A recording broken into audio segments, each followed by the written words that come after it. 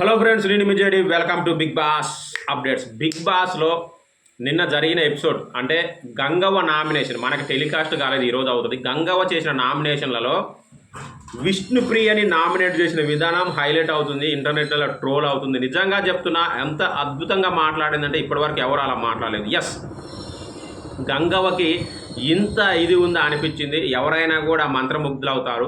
ఒకటే చెప్పింది, విష్ణుప్రియని నామినేట్ చేస్తూ, నువ్వు అసలు ఆడట్లేవు, తిని కూర్చుంటున్నావు, వయసు పిల్లవి, ఏ కాలు చేతులు బాగలేవా నీకు?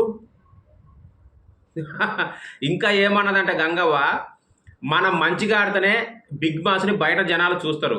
ఓపెన్గా చెప్పింది, బిగ్ బాస్ 8 సీజన్ని జనాలు ఎవరు చూస్తలేరని చెప్పింది.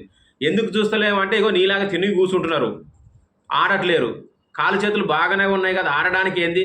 దేశ విదేశాల్లో చూస్తేనే బిగ్ బాస్కి డబ్బులు వస్తాయి, బిగ్ బాస్కి డబ్బులు వస్తేనే మనకు డబ్బులు వస్తాయి. ఇంత పెద్ద ఇల్లు కట్టిండు, మనల్ని దోలిండు, మనం మంచిగా ఆడి ఎంటర్టైన్ చేయాలని అసలు బంగారం లాంటి మాటలు చెప్పింది. నిజంగా నాకైతే హార్ట్ టచింగ్ అనిపించింది ఫ్రెండ్స్. ఎందుకంటే రెమ్యునరేషన్ ఇస్తున్నారు, అంటే పెద్ద షో. సో మనం ఎంత బాగా ఆడితే అంత బాగా రీచ్ అవుతుంది, జనాలు ఎక్కువ చూస్తారు, అందరికీ డబ్బులు వస్తాయి, అందరూ బాగుంటారు, అందరికీ ఫేమ్ వస్తుంది. బయటికి వెళ్ళి సంపాదించుకోవట్లేదు చాలామంది. సో గంగవ్వ నిజంగా, గంగవ్వ నుంచి ఇలాంటి మాటలు అయితే నేను ఊహించలేదు ఫస్ట్ వీక్లోనే.